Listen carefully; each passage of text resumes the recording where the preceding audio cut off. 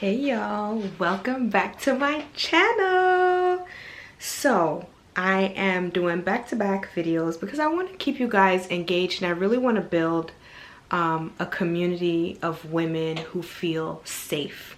So this is supposed to be a safe space for Black women, specifically. Other women are, okay to watch and comment and promote and share the videos, but I really want to focus on Black women because Black women are one of the highest demographics that lose their lives when transitioning from a maiden into matrescence. Okay, Black women are less paid on average compared to other demographics. Black women work harder. Specifically within the United States, Black women have a disproportionate number of households where they are the sole breadwinner and provider, despite it taking two people to create another human being. So this is the reason why I felt it was super important for me to create a channel encouraging Black women of all ages. So Black women and girls, so young girls, prepubescent, pubescent girls, young adults, middle-aged women, older women can all benefit from this page, which is focused on centering Black women, because oftentimes we are not centered and we are not prioritized, and this is a place where we get to do just that. And so I wanted to talk about a topic that I see very frequently. So a lot of times when people describe a Black woman, they'll say, oh, she's a strong Black woman. Or people of other races may say, little Johnny, if you're in trouble, find a Black woman and she'll take care of you. And so we have been taxed with this obligation and responsibility to be this super woman, caring, giving, mother figure, even if we don't have children of our own, to the world, right? And the buck stops here, because I don't think any other demographic has had such huge shoes to fill without having been prioritized themselves, right? So a lot of what we see in Black women who are forced to live up to this strong Black woman, I guess, name, is that they've been parentified and adultified from a very young age. A lot of people also view young Black girls because we're shapelier, and a lot of Black women tend to develop a little earlier, right, in their prepubescent sex characteristics.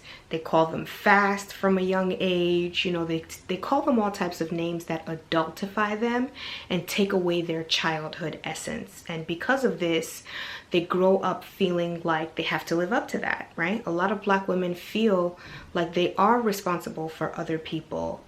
Even if they don't have children, they feel like they have to take care of everyone, and they can't prioritize themselves, and they can't be selfish. They can't do what they want to do. And I'm here to tell you that it's okay to heal from that and ask for help.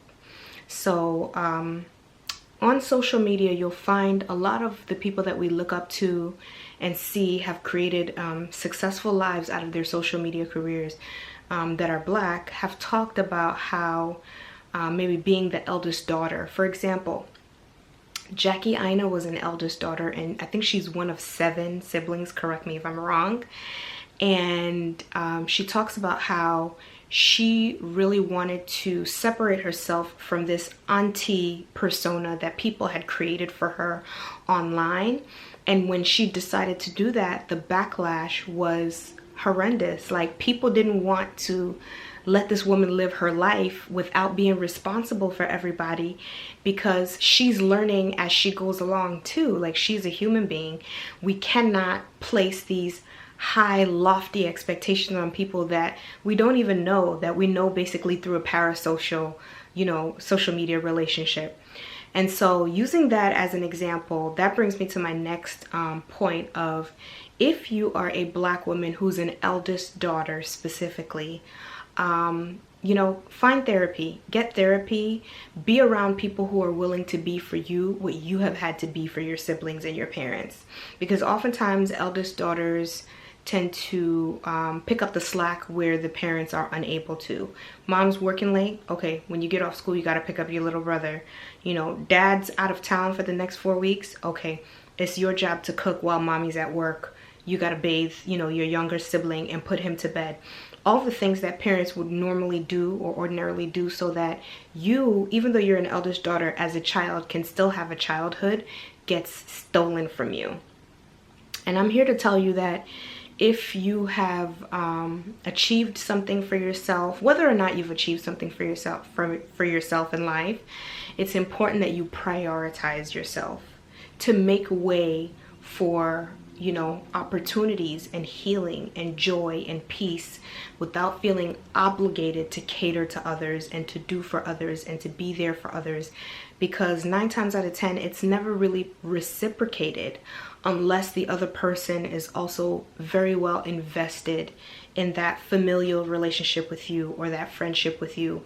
But oftentimes you find that friends are also caught up in their own, you know, things that they're dealing with in their life, and they either choose not to or they cannot be there for you. And that's something that forces you to really prioritize yourself so you can find joy from the things that you have control over, right? And so asking for help. Okay, so eldest daughters find it difficult to ask for help because it's so unfamiliar, it's so bizarre to them. No one ever offered them help, they just took from them, right? They just constantly asked them for things or demanded. And usually if you're in a family structure where you're the eldest child, you don't really have a choice because you're not, you know, adult enough to like move out on your own and make your own money. So you're still under, you know, the jurisdiction of your parents. So you have to do what they tell you to do, or else there could be consequences, dire consequences, depending on, you know, how merciful, lenient, or, you know, none of the above your parents decide to be to you. So there's a lot that you don't have control over when you're not the boss of your own life. But when you do get out of that situation, your first thing should be, how do I practice allowing others to do for me? How do I practice asking for help without feeling guilty? That's the kicker. I remember some time ago when I was really struggling in my postpartum, I would ask for help, but the help wasn't really coming in the form that I expected it to come in. And sometimes we give up thinking, okay, like if I'm not being helped, then maybe I'm not worthy of being helped. Or maybe I've done something that has caused people to feel like it's not necessary to help me. And I want to stop you right there. Everyone is deserving of help, of community, of ease, especially when they're going through tough times in their life. And, you know, unfortunately, sometimes we're faced with our biggest challenges by ourselves, and that's okay because that molds us into a better person.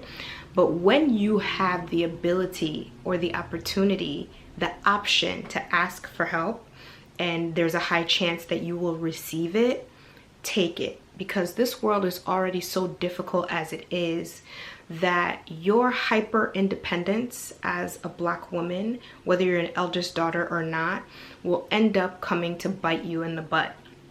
And I mean this so much. You cannot do everything alone. You cannot do everything in life alone. And some people who claim to be introverts, whether they are or they aren't, or as a trauma response become avoidance, find it very difficult to ask for help because of, you know, the guilt, the feelings of unworthiness, the feeling like if I ask, no one's gonna help, so let me just do it by myself. No, ask for help. The moments where I felt like I was drowning and I was able to reach out and ask for help and people helped me, time and time again proved to me that yes, I am worthy. Yes, asking is the way to go. And what's the worst that somebody could tell you? No, I can't come watch your kids, or no, I can't come to your show and support you and clap for you. Well, then you know where you stand with that person, whether it's something that's directed at you personally or it's just something that they have no control over. you make that decision, but at least you're looking at it from a critical lens and you're not writing them off before you gave them a chance, right? Because sometimes when you are a demographic like Black women that are written off, not given a chance before they even get to speak or show their prowess in whatever it is that they're good at, they feel like, okay, I'm not even relevant. People don't pay attention to me. People don't care. So why should I even try? And that is such a detrimental way to look at it, because once you start getting therapy and you start learning about yourself, you start learning about human behavior, the brain, and how we work, you start to realize that much of what young Black girls go through in their families of origin is abusive and traumatic, right? And I don't think that parents set out to do that, right? I think maybe there's really a small fraction or percentage of parents that are like, okay, I'm gonna have a baby and I'm gonna do everything in my power to make sure she feels abused. But it's these ancient or outdated ways of thinking, frameworks of parenting, and that gives little thought to mental health, you know, future possibilities of anxiety, depression, issues with relationships, you know, whether romantic or platonic. Like, they don't think about these things. They just do what they feel like they need to do in the moment to get the result that they want. And sometimes it's not the best thing. It may be harmful, abusive, illegal even, but people get away with it because that's all they know. And because the abusee, the child in question, is not old enough, is not developed enough to understand what's happening to them, they don't realize that they've gone through trauma and abuse until well into their adult life. And not saying that it's too late then, but sometimes it can be, depending on how negative the trauma has been and how it has affected or impacted your life, right? So therapy is super important. And if you don't like therapy, I think just practicing different ways of being, different ways of communicating, different ways of being in connection and relationship with others outside of what you're used to in your family of origin is so important. Because once I started leaning on those who vehemently and fervently showed interest in me as a person and in helping me in my lowest times, I started to feel more fulfilled, you know? And sometimes you're not going to get that from your family, and you're not going to get that from the people closest to you, like your parents or your siblings. But you might get that from, you know, a friend who becomes a sister to you. You might get that from someone who's like an aunt to your child, right? You might get that from a stranger on the street or someone you met on, you know, a trip, you know, that like an impromptu trip. You just never know. So I feel like the biggest practice I would encourage is keep your heart open.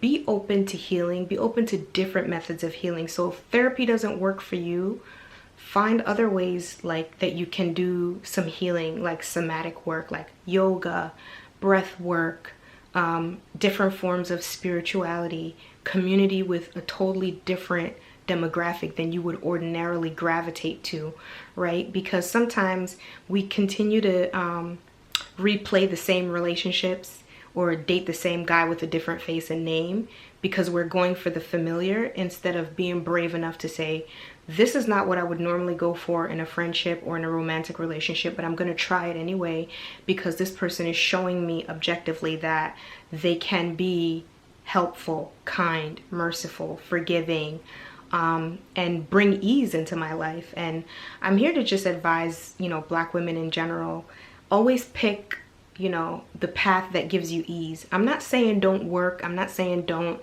work smart. But working hard is a surefire way to heart disease, heart attacks, and death. And so what I want to implore upon Black women is work diligently, work smartly. Nothing in life is ever achieved by just doing nothing. And making your own money and having financial independence and financial abundance is one of the truest ways that you can achieve optimal health and have access to better spaces, communities, and things that can enhance the quality of your life. So prioritizing your education, which Black women don't ever slack on that, prioritizing on your education, your certifications, your networking, doing the best in your job, even though there are a lot of microaggressive things that happen at work. Racism, discrimination, all those things happen, but still making sure that you show up and you show out and you have the proof for it, like you have the experience and you have the references to back it up, you have people that can attest to the quality of your work. Those things have a way of saving you when you are at your wit's end. And I think it's so important for Black women to prioritize that. With or without a man in your life, you should be able to have a degree and a form or source of income that can take you out of the nastiest situations if necessary. And that goes for any age. I started working at 14 years old. I'm 38. I still work. I take pride in my work. I take pride in paying my bills and being, you know, the master of my financial fate, right? And that doesn't mean that we don't run into hiccups and that we don't make mistakes financially, but we bounce back quickly from them. We learn from them so that we can pass down these nuggets of gold to the next generation. So yeah, Black women, ask for help. It may seem cringy at first. It may seem like you're burdening people. Oh yeah, that was another word I used to use a lot. Like, I don't want to feel like a burden. And that's a trauma response, because if you were not prioritized as a child, or you were made to feel like you were asking for too much, or if there's any situations of abandonment lurking in your childhood, those that language can creep up, like, oh, I don't want to be a burden to anyone. Be a burden, because the cost of community is inconvenience. The cost of community is inconvenience. So if someone is not okay being inconvenienced by you, then maybe they're not ready to be in community with you. They may or may not love you, you know, that's a different topic, but they may not be ready to be in community with you, right? And so being inconvenienced is part of being in community, right? So ask for help, and ask for help with conviction, and ask for help with confidence, and ask for help like you deserve it, because we all need help. And unfortunately, Black women always get the short end of the stick when help is being passed around, whether it's in the form of knowledge, money, community, medical resources, you name it. I'm going to close out the video here. I think I've talked enough. Let me know what you think in the comments. Let me know your thoughts. Like, subscribe, share, and I will see you guys in the next one.